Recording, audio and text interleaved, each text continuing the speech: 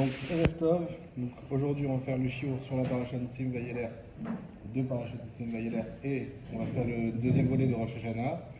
Donc on va faire ces shiurim pour la protection de Ilan Binyamin Ben Yehuda, qui a été rappelé, pour ceux qui le connaissent, mon cousin, qui a été rappelé cet après-midi. Voilà. Et il avait fait déjà pratiquement 4 ou 5 mois de Milouim la dernière fois. Et donc c'est... Involontaire. Hein? Involontaire. Non, je suis volontaire. Enfin, il a pas cherché un certificat médical pour son, pour ce. Il a été appelé, ouais, en Milouim. Volontaire. Non. Milouim, ça a été appelé. Moi que sa femme et 4 enfants volontaires, il pourrait rester à la maison et il pourrait faire un don à l'armée, c'est tout. Mais non, là c'était compliqué. Donc bon, pour sa protection et pour la protection de tous les soldats de Bezrat Hashem, le retour des otages bien sûr, et l'anéantissement du mal. Donc, les parachats Nissim Vayeler, on démarre tout de suite. Et j'insiste sur le fait que vous n'hésitiez pas à poser des questions, à intervenir, si vous n'êtes pas d'accord, si vous avez entendu autre chose ailleurs. Voilà, surtout, pas d'hésitation. J'ai quelqu'un qui m'a fait la remarque la semaine dernière qui m'a dit c'était super, mais j'aurais aimé plus intervenir, etc. Donc n'hésitez surtout pas. Ok? Alors, Atem Nitsavi Mayom Kulchem, donc la paracha elle commence comme ça. Atem Nitsavi Mayom Kulchem, vous vous trouvez Ayom aujourd'hui, Kulchem tous, Lifne Hashem Elokechem, devant Hashem votre Dieu, Rachechem, les Rachechem ça vient de Roche, ce sont ceux qui sont à la tête du clan d'Israël, donc on va dire les dirigeants, Shiftechem, ceux qui sont à la tête des tribus, Ziknechem, les anciens, Shotrechem, Veshoterechem, Shotrechem c'est les policiers, c'est-à-dire ceux qui ont le pouvoir exécutif, Kol Ish Israël, tout homme d'Israël. Donc la première question, Atan Nitzavim, qu'est-ce que ça veut dire? Vous vous trouvez, ok, qu'est-ce que ça veut dire? On se trouve, Ayom, aujourd'hui, quel jour? C'est quoi Ayom? Kulechem, tous, et là on insiste, tous. Et on détaille chacun, donc toutes les catégories de juifs, on va dire, et à la fin, Kol Ish Israël, chaque homme d'Israël. Pourquoi tant d'insistance sur ce... Dis-moi, Kulechem, c'est tout. Tout le reste, c'est superflu. À quoi ça sert? Alors, Atan Nitzavim, Rashi nous dit ici une chose. Premièrement, on est au dernier jour d'existence de Moshe Rabbeinu, donc juste avant qu'il parte. Et Nitzavim, il s'agit ici d'une brite, d'une alliance. Plusieurs fois dans la Torah, on voit qu'il y a des alliances qui sont faites entre Dieu et le clan d'Israël. On voit plusieurs fois, par exemple, Matan Torah. Matan Torah, on appelle ça une brite. D'accord? Il y a plusieurs alliances qui sont faites entre Akash Baruch Hu et le clan d'Israël. Il y a des alliances qui sont générales et globales, comme on a vu dans Kitavo. Kitavo, on avait expliqué la semaine dernière que c'était quoi? C'était la Ktuba qui permettait de sceller l'alliance entre Dieu et le clan d'Israël. Et qu'on avait mis un prix fort à cette Ktuba pour être sûr que ce lien il reste toujours comme ça, bien formé. Maintenant, ici, de quoi il s'agit? Atan Nisavim, c'est une alliance. Alors, de prime abord, c'est une alliance qui vient dire une chose. On va tous vous relier à Kadosh Baruch Hu, et quand on dit tous, c'est tous. Combien de fois on entend, ou on peut ressentir, que telle et telle mitzvah n'est pas pour nous? Des fois, on se dit, si je disais à quelqu'un, mais t'as vu ton voisin aujourd'hui, oui, il est religieux, non? Est-ce que tu l'as mis les tefilines?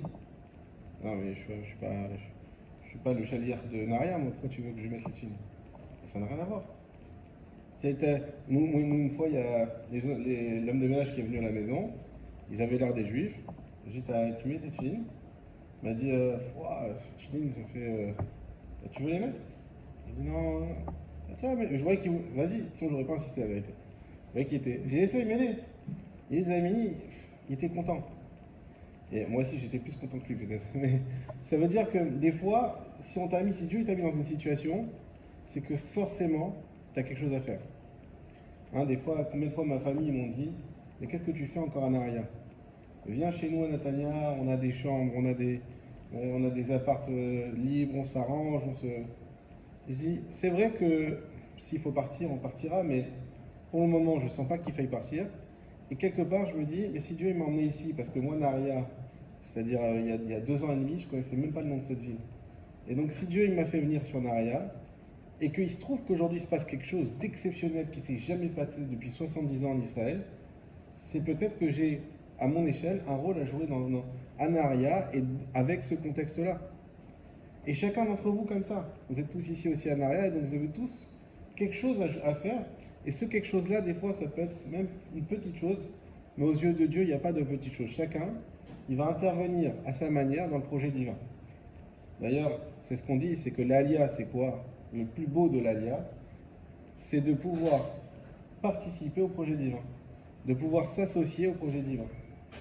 Eh bien, à Tem Nitzavim, ici, ce qu'on vient nous dire, c'est que tous, chacun d'entre vous, vous êtes, peu importe que vous soyez des pontes, des hommes riches et importants, peu importe que vous soyez des personnes qui sont âgées, peu importe que vous soyez un homme Kolish Israël, c'est-à-dire n'importe un anonyme, bah peu importe, même toi David, Même toi. je rigole, mais on a tous une part, on a tous quelque chose à faire, et chacun là où on est.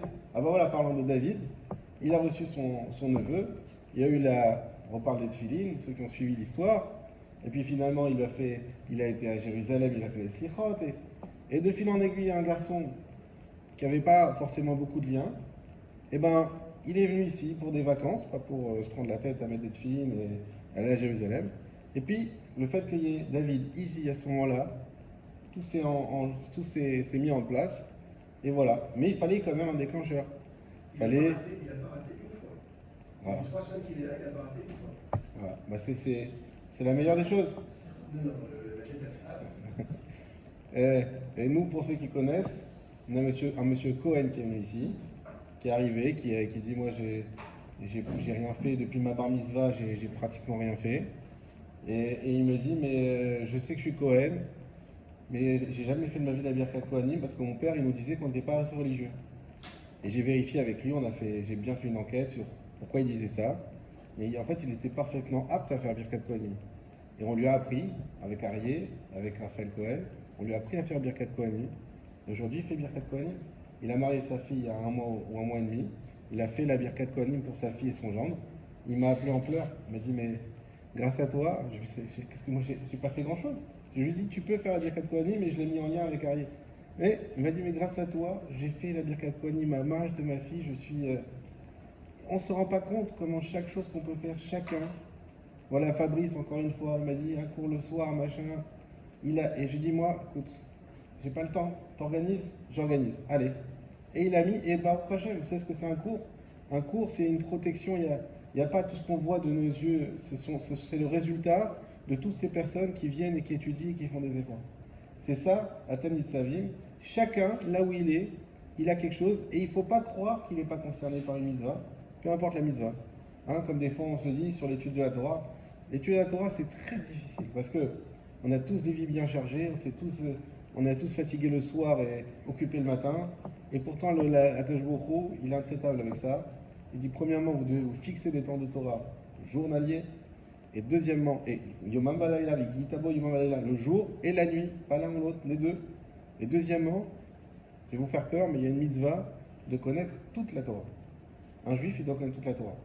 Pas profondément, mais il faut que si on vous pose une question sur Shabbat, Kasher, Nida, tout ça, un truc simple, oui, ça c'est fait, on connaît, on l'a appris au Talmud Torah. Il faut savoir. Et aujourd'hui, même, vous savez que je suis en train de faire un programme pour devenir rab, et même les rabbinim qui sont avec moi, on apprend toujours. C'est-à-dire que des choses que, et pourtant il y en a qui ont des keilotes et depuis des dizaines d'années, on apprend, et le chauffard et comment il doit être. Donc on arrive il y a un niveau d'exigence, il faut le savoir.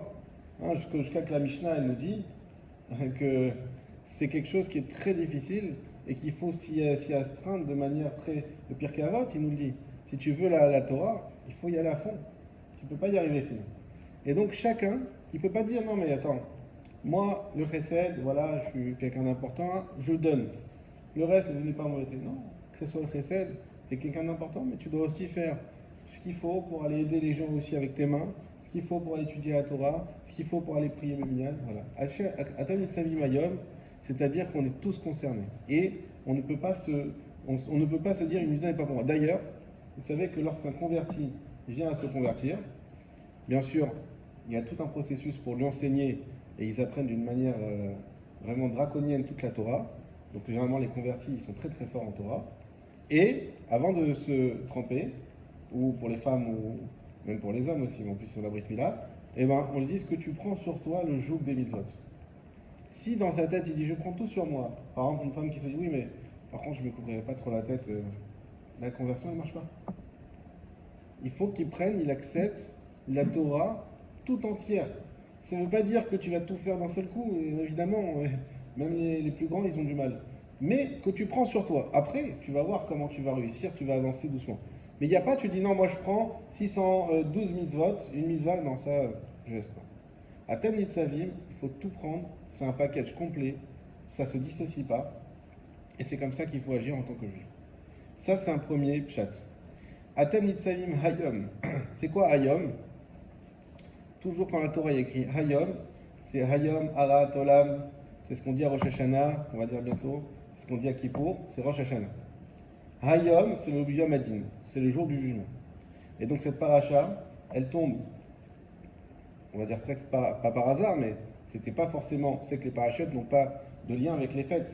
Le jour de la fête, on sort un Sefer Torah, on lit la paracha de la fête.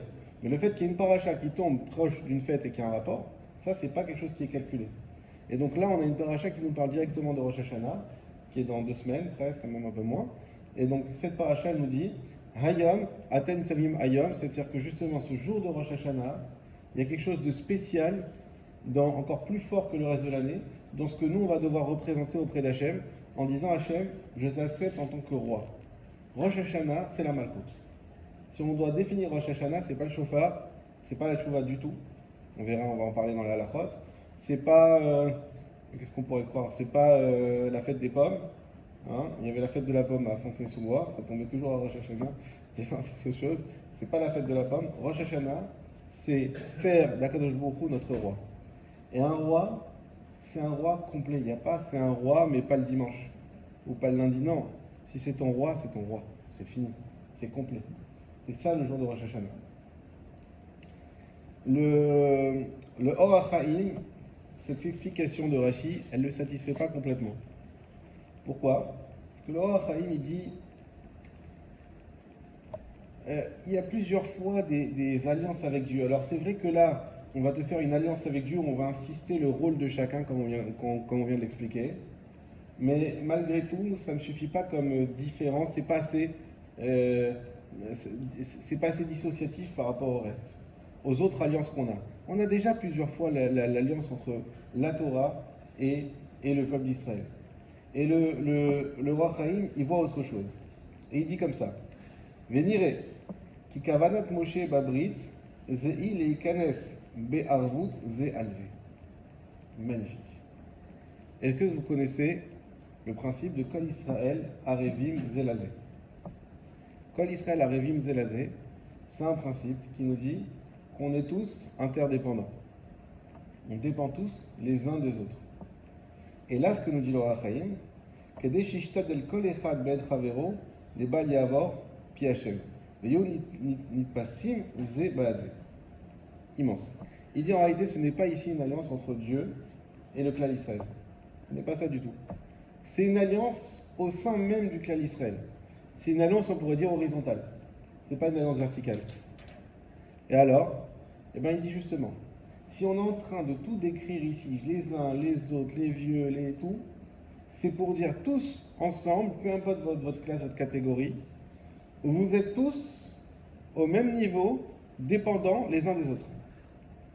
Et combien de fois on peut se dire, non mais lui, ce juif-là, je me sens pas rien à voir avec lui.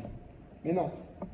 Alors vous allez peut-être croire que c'est un cours de Chassidut ce soir, c'est pas un cours de Chassidut, c'est le cours de la Paracha, qui nous dit oui, chaque juif, il est interdépendant. Ça veut dire 2 choses. Première chose, c'est une réalité, on va dire, sociologique, qui fait que, on donne cet exemple que vous avez déjà dû entendre, c'est comme si on est dans un bateau, tous ensemble, au milieu de la mer, et puis il y en a un qui commence, on entend des coups de marteau, on va voir qu'est-ce qui se passe, ça tout va bien. Oui, non, j'ai un peu trop chaud, je vais faire un trou dans la coque, je fais rentrer un peu d'eau dans ma cabine, ça me fera une piscine naturelle. Il dit, mais t'es fou, si tu fais ça, on va couler. Il dit, écoutez, moi c'est ma cabine, j'ai payé, je fais ce que je veux, faites ce que vous voulez chez vous. Je dis, non, ça ne marche pas comme ça. Ils vont le prendre, ils vont l'attacher, ils vont le mettre dans le cachot. Ils dire, on va une fois qu'on arrivera à qui on te libérera. Non, non, c'est comme hein, à l'époque du Covid. Non, moi je veux mon masque. C'est pas votre problème à vous que je veux mon masque. Je fais ce que je veux, c'est mon visage. Oui, mais après, ce que tu dis, et il dit tout. Est-ce que tu fais autour de toi là, ça nous implique aussi. Quand tu casses tu vas faire couler tout le bateau. On va tous mourir parce que c'est ta cabine, mais ça va être ta faute. Tu peux pas dire non, mais je veux pas. Il y en a qui disaient ça. Alors vous savez, il y a toutes les. Je ne vais pas rentrer dans le débat, mais ce qu'il faut se faire vacciner, pas vacciner. Ceux qui disaient vacciner, ils disaient mais oui, mais parce que si tout le monde ne se vaccine pas, ça ne marchera pas. Et donc il suffit qu'il y en ait quelques-uns qui refusent et c'est fini. Alors, ça ne sert à rien et ça va continuer à circuler. Bon, d'autres qui disaient que le vaccin n'était pas bon pour la santé et tout, donc je ne prends pas la position, mais c'est juste pour comprendre l'idée. Donc ici, à Tel Mitzavi Mayom, la première chose, c'est de savoir qu'on est tous interdépendants. Ce qui veut dire quoi? Ce qui veut dire que lorsqu'un juif, il ne fait pas les choses comme il faut, on comprend mieux la mitzvah maintenant, de lui faire une remarque. On doit lui faire une remarque. Pourquoi? Parce que si on ne lui fait pas, et c'est tout le clan Israël qui va en subir les conséquences. Qui va en subir les conséquences. On ne peut pas se dire, ah bah eux de toute façon, laisse tomber, c'est pas, ils font ce qu'ils veulent et ça nous implique pas. Bien sûr que ça t'implique. Et ça t'implique très fort. Au point que, il y a écrit comme ça dans la Torah, que on trouvait qu'il y avait un meurtre dans une ville, eh ben on accusait les Chachamim de la ville. C'est dans la paracha Mishpatim, Shoftim, pardon. On accusait les Chachamim de la ville. Et qu'est-ce qu'ils ont fait? Ils ont rien fait. Mais oui, mais si eux, ils avaient fait leur boulot de Chacham, ils auraient donné des cours de Torah, ils auraient appris la morale, les bonnes mœurs, la façon d'être, il n'y aurait pas de meurtrier. C'est pour ça que quand il y a un meurtre, d'ailleurs, qui est même par inadvertance, par quelqu'un qui n'a pas fait exprès, qui c'est qui est pénalisé? C'est le Cohen. Pourquoi? Parce qu'on dit tant que le Cohen il est vivant, celui qui a tué, alors je réexplique rapidement le cas, quelqu'un il tue par inadvertance, sans faire exprès. Il fait avec sa hache comme ça, il coupe du bois, et hop, la hache elle s'en va du bâton, et quelqu'un derrière, slack. Dans ce cas-là, sans entrer dans les détails à l'Afrique, la famille de celui qui est mort ont le droit de tuer cette personne, en toute légalité. Sauf s'il va dans ce qu'on appelle les villes de refuge qui étaient autour d'Israël. Donc il va dans une ville de refuge, il se cache là-bas. Maintenant, lui, la ville de refuge, c'est pas cool, c'est pas là où il habite, il n'a pas envie de rester là-bas. On dit, tant que le Cohen Gadol, il est toujours vivant, eh bien, la famille a le droit de te tuer, donc tu es obligé de rester là si tu veux vivre tranquille. Si le Cohen Gadol décède, c'est fini, ils n'ont plus le droit de te tuer, et tu peux sortir donc de la ville de refuge tranquille. Donc lui, pourquoi il priait? Pour la mort du Cohen. Maintenant, le Cohen, il n'avait rien fait, mais lui, il priait pour la mort du Cohen. Alors on sait que les mamans des Kohanim Gdolim leur faisaient à manger pour les adoucir et pour pas qu'ils prient pour la mort d'un soir. On me dit, mais pourquoi le pauvre Cohen, on lui met dans une situation, finalement, indirectement, où on va prier pour sa mort? Alors que Cohen, c'est le shalom, par définition. Il dit, parce que si le Cohen Gadol, il avait fait son boulot au sein, alors cette fois, au sein du clan Israël, il n'y aurait même pas eu même un meurtre par inadvertance, il n'y aurait pas eu. Parce qu'il faut savoir une chose, c'est que quand il y a du mal qui arrive, c'est qu'il y a du mal qui a été développé. C'est qu'il y a du mal qui est sorti de quelque part. Et ce mal-là, qui est, on peut dire comme dans l'air, il va arriver dans cette situation et il va faire un meurtre. Mais ce mal-là, il est arrivé parce qu'il y a du mal existant. Il ne pourrait pas y avoir des esprits tordus s'il n'y aurait que du bien quelque part. C'est très dur, pardonne-moi, mais d'entendre ça, par exemple, pour un père qui a enterré son fils. Ça veut dire quoi? Pourquoi? Parce que l'origine de quoi? Ça veut dire qu'il y a une origine à ce moment-là, au fait que son fils soit parti.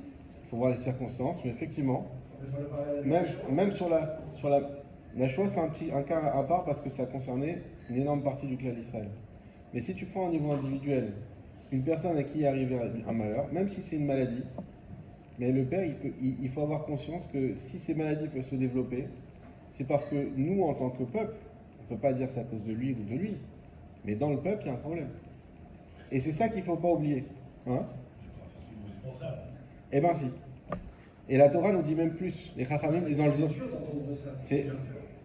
Ah, je sais pas, dans quel sens c'est dur?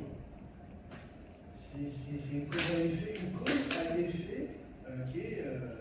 Voilà, moi j'ai mon cousin qui a enterré sa fille, je ne comprenais pas. Quoi. Je veux dire, voilà, les 17 ans, comment tu peux dire, mais c'est une affaire qui a 25 ans, il est toujours meurtri comme si c'était. On n'a pas dit que c'est de sa faute, hein. C'est parce que je suis en train de Bien sûr, dire. mais voilà, de rechercher une. Je donne l'exemple, il a reçu, je crois que c'était le fils du Rav Citruc, qui est venu quelques semaines, quelques mois après à leur table pour essayer de les rassurer. Et quand il a dit c'est comme ça, c'est à la grâce de Dieu, avec le mot voilà et tout, je veux dire que l'assiette, la pile d'assiette, elle a volé par terre, hein, alors que c'était pas l'invité. C'est difficile quoi d'expliquer la. Il y a toujours il y a une réalité, et puis il y a le concret. Il y a la théorie et il y a la pratique. C'est certain que dans la pratique, tu es quelqu'un qui est en deuil, tu vas pas lui dire ça. Tu vas lui expliquer d'autres choses qui sont aussi vraies. Qu'il y a des tikkunim, qu'elle avait fait ce qu'elle avait à faire, que peut-être, et d'ailleurs c'est vrai, on sait que quand il y a quelqu'un qui part, il prend avec lui aussi la vérote du clan d'Israël, et grâce à lui, il y a des gens qui peuvent être sauvés. Tout ça c'est vrai, mais c'est une seule réalité.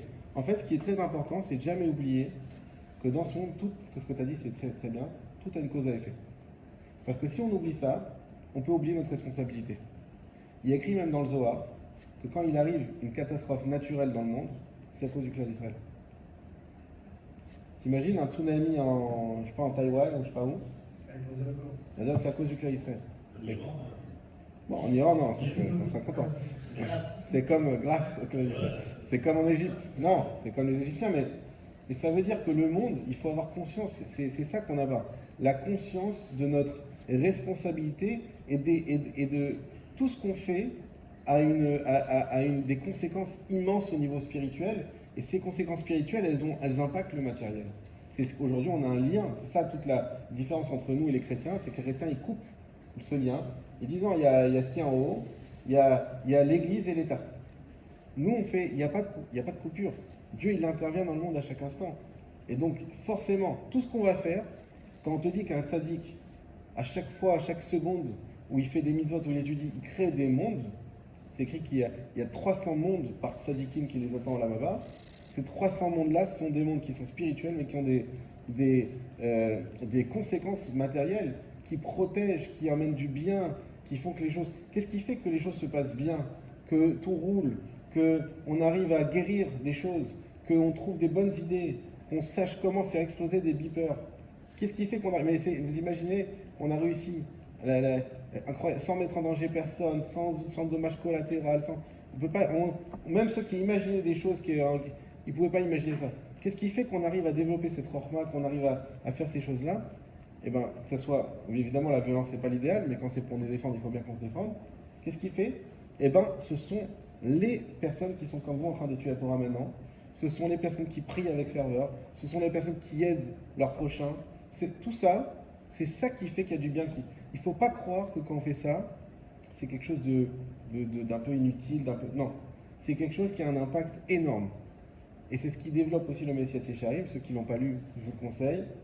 Eh bien, il développe la responsabilité de l'homme. Savoir quelles sont les conséquences de tous ces actes qu'on fait, c'est des conséquences immenses. Et quand on dit que grâce à un cours de Torah, on va aider, on va sauver, on va amener de la réfoua, c'est véridique.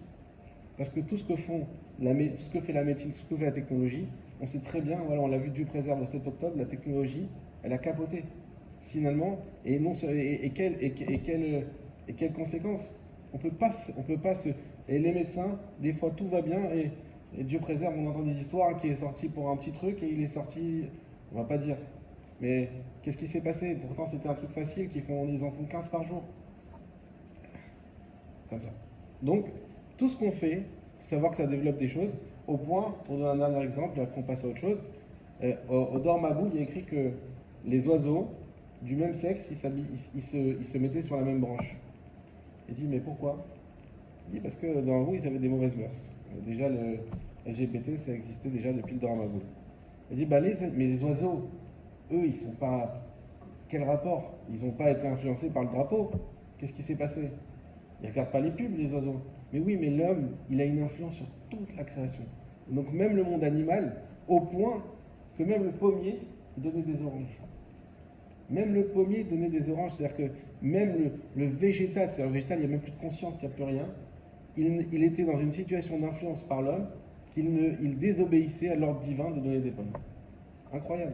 Et donc il faut savoir et donc c'est ça qui nous dit, pour finir le Or HaChaim, c'est premièrement cette solidarité qu'on a quand l'Israël Ravim Zelazé. Deuxièmement, c'est une solidarité aussi de gage, comme on l'a dit, c'est-à-dire que chaque juif, il est un gage pour Akadosh Baruch Hu sur un autre juif. On sait ce que c'est une caution. Des fois, vos enfants, vos frères, vos cousins, tu peux te porter caution si tu as loué un appartement.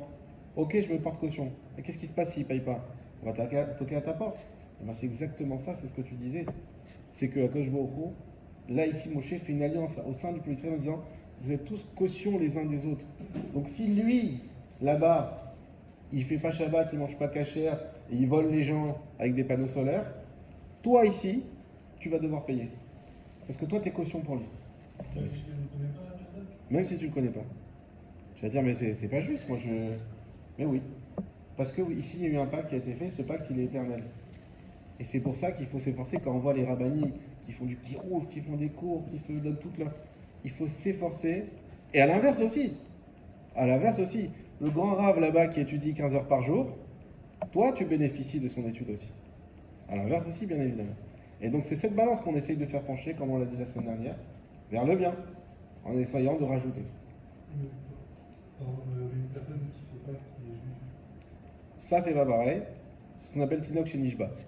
Tinok Shenishba, c'est l'exemple qu'il donne à Almara d'un enfant qui a été capturé, qui a été pris en otage, enfin pas en otage, qui a été capturé, et les goïms sont partis avec lui, ils en ont fait un pirate comme eux, d'accord? Mais lui, il n'a jamais su qu'il était juif, et il n'a jamais en fait de sa vie. Il a un digne spécial qui s'appelle Tinok Shenishba, on ne peut rien lui reprocher. Et comme on a eu, Dieu préserve à la Shoah, les enfants qu'on a voulu sauver, qu'on a mis très jeunes, alors on a des belles histoires, on a pu les retrouver en récitant le schéma, etc. Mais bon, c'est sûr qu'il y en a qu'on n'a pas retrouvé. C'est Tinok Shenishba, on peut rien faire. Là, c'est totalement, c'est ce qu'il y a, il y a plusieurs stades, on va dire, dans la conscience. Il y a Mézid, c'est je fais les choses avec une conscience pleine et totale. Donc je décide de faire du bien, ou l'inverse, je préserve du mal. Il y a Shogeg. Shogeg, c'est quand je fais les choses sans en avoir conscience, mais avec une part de responsabilité.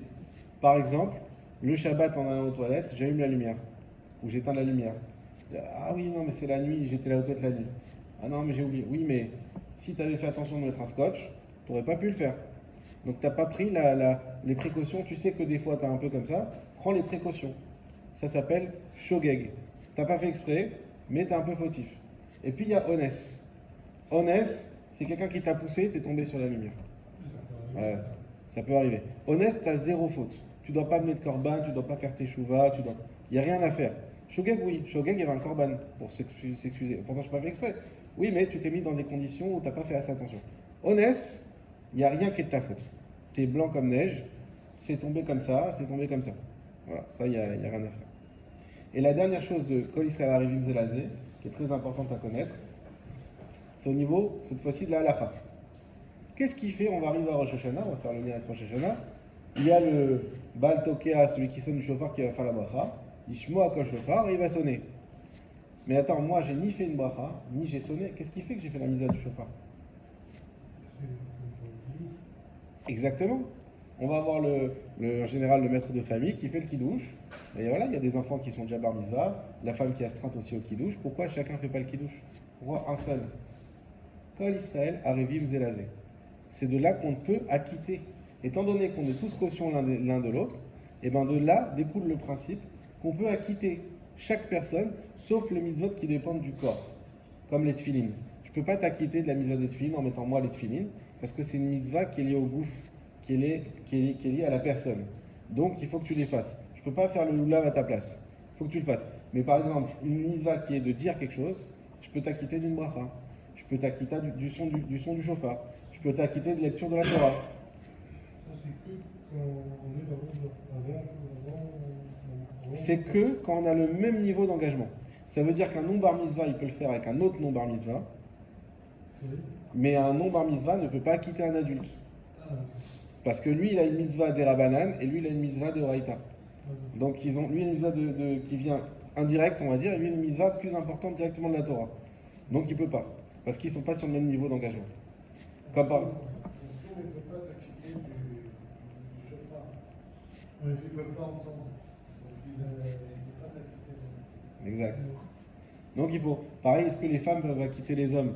Bah, le kidouche, oui. On n'a pas l'habitude de le faire, mais si on veut le faire, on peut le faire. Parce que pourquoi? Parce que la femme, elle a le même niveau d'obligation que l'homme, donc elle peut t'acquitter. Sur le... Un homme absent de sa famille à un Shabbat pour raison professionnelle, son épouse peut faire le kidouche. Tout à fait. C'est ce qui se passe dans toutes les familles où Dieu préserve, soit il y a eu un papa qui est parti, ou soit qu'il y a eu un divorce, ou soit c'est la maman qui fait le kidouche à la maison. Et même si c'est juste un Shabbat ponctuel, le père Oui, est là pour un Shabbat ponctuel, la maman fait le kidouche à la maison. Il n'y a aucun problème. Et s'il n'y a pas d'enfant bar mitzvah, Si j'avais su, j'aurais fait des filles, je veux dire avant. s'il n'y a pas d'enfant bar mitzvah, c'est même une obligation. Des fois, il y en a qui se trompent, ils vont donner, le papa il est parti en voyage, ils vont donner à l'enfant de 11 ans à faire le kidouche. Ça ne marche pas, puisque l'enfant de 11 ans ne peut pas quitter la maman, puisque là, elle a une obligation de raïda. Et lui, il a une obligation qui est juste de chinour, de dérabanan. Donc ça ne fonctionne pas. Donc on est obligé d'avoir le même niveau. Et il y a plein de choses que les femmes veulent faire qu'on n'a pas l'habitude. Mais en tout cas, voilà, il faut que ça soit le même niveau d'engagement. Donc ça, c'était la mitzvah de Kol Israël Arivim Zelazé. Bon, il y avait autre chose, mais on va passer à Rosh Hashanah parce qu'il reste très peu de temps. Voilà, ça c'était pour la paracha Chazak.